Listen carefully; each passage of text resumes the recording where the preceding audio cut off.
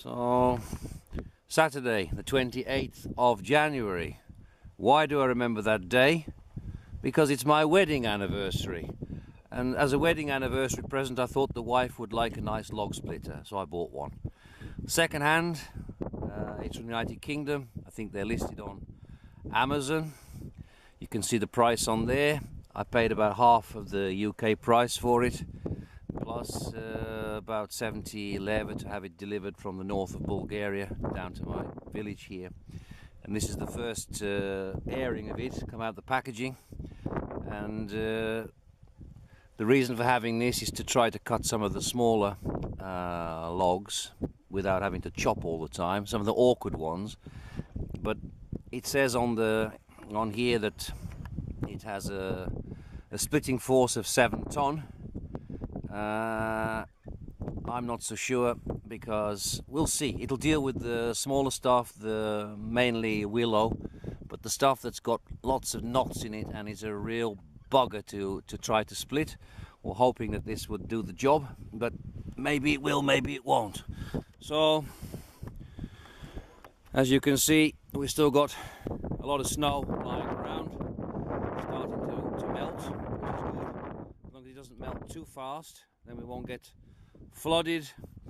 Anyway, it's not dealing with this one, so maybe we'll just put a softer piece on just to give a demonstration. Timo, if you'd like to do the honors. This is a real obstinate log that we had trouble trying to chop with log splitters. I mean, chop whatever you want to call this, not a normal axe, but a proper wood splitting axe. This would take half an hour for me to bash the hell out of it, get tired out, get frustrated, and this is going to do the job in a fraction of the time. It didn't like it the first time around, but now it seems to be quite happy.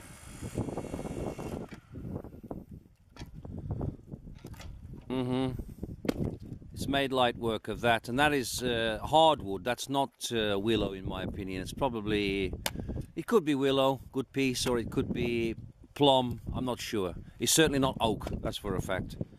So this one should be easy work. This is acacia, I think, or it could be, actually this could be a piece of walnut, and it's still got, no, it's acacia because it's still got barbed wire in it.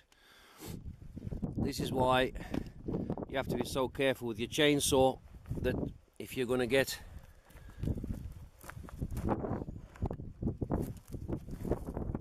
wire in there, yeah, nice piece of barbed wire, really mess up your chainsaw.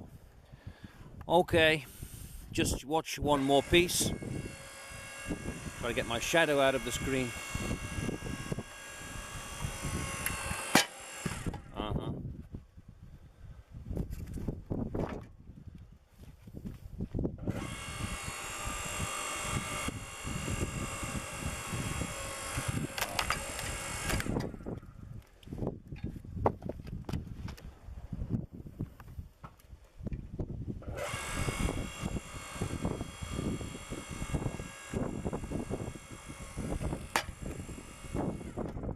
The back end off. Oh no, it's bit on the back. Okay. So you can split it from, obviously, the rear end here. Sorry, a lot of sunlight and difficult to see what I'm filming. Or from the side where the pressure comes from.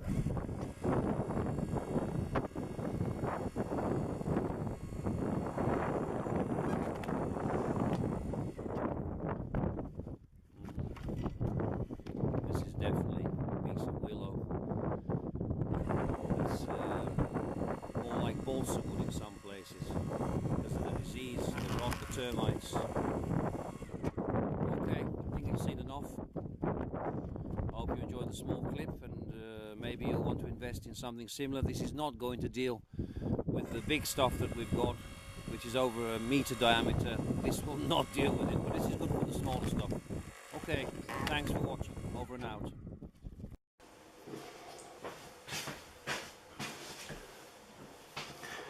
Hi, it's now Monday the 31st of January, and yesterday I uploaded the clips that we'd made of the Forest Master log splitter, and when I reviewed it I thought I've been a bit unfair here.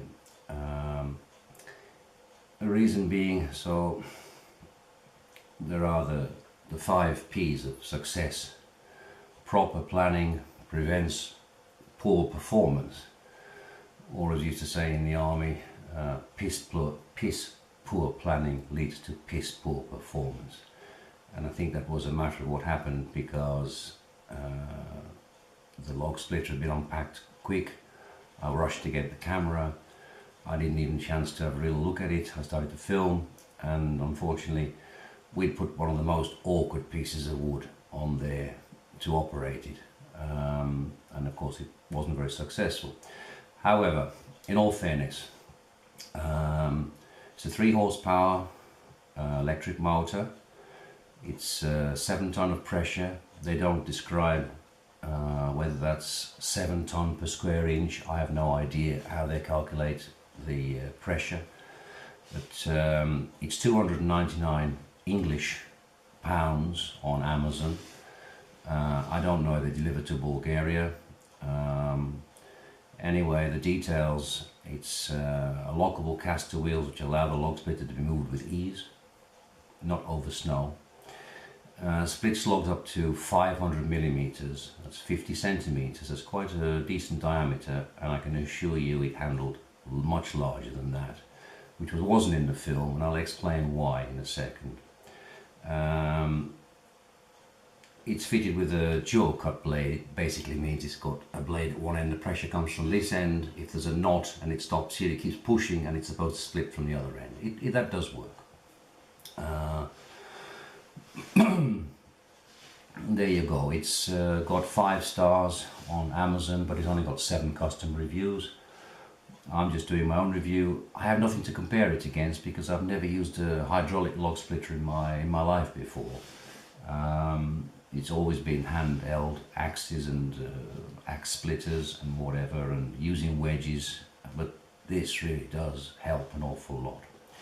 The downside of it is that I filmed it from the opposite side of the operator, and when I went to operate it myself a little bit later, I discovered that it really isn't ideal for one person to use unless everything's pre-prepared. You have to hold the start button with your right hand, and you have to hold it in for the motor to keep running, and then you have to use your left hand on the lever so that the hydraulic part moves across. As soon as you release the handle here, the hydraulic part starts to go back, or if you take your finger off the button, then of course the motor stops, and also it starts to withdraw. I think that of course this is health and safety. They're obligated to do these things.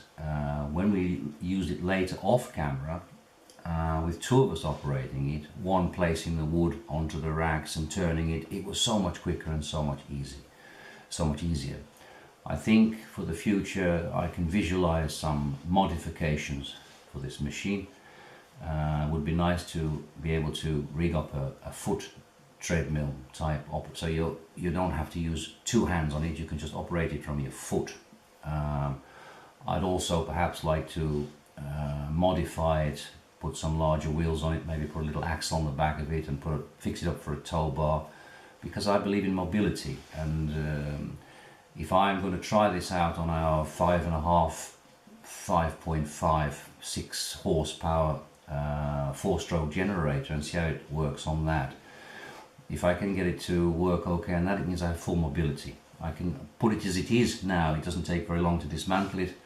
I can put it in the back of the Neva, or ideally if I have a tow bar and rig it up, I can put it on the back of the ATV. Generator's there, I can go down where the wood has fallen, we can cut it with the chainsaw, we can split it, put it in a trailer and bring it up and store it. Save, moving wood 5 times until it gets to its final destination in the storeroom. Okay, I hope that's balanced it out. As I say, off camera later we used oak, elm, and it went through like a knife through butter. It was no problem whatsoever. It's just that we started out with a very irregular shaped piece of wood that had a lot of knots in it, and trying to do it with one person, trying to get it to stay on the rail, and then trying to operate using both hands for the operating handle and the button. It wasn't so easy. So I'll give it a thumbs up. I would give it 4 stars out of 5, 9 out of 10 for now. Only the fact I think it's the health and safety that have put constraints on making it easy to operate. That's all I just wanted to say. I hope that balances it out for you. Thank you very much for watching. Over and out.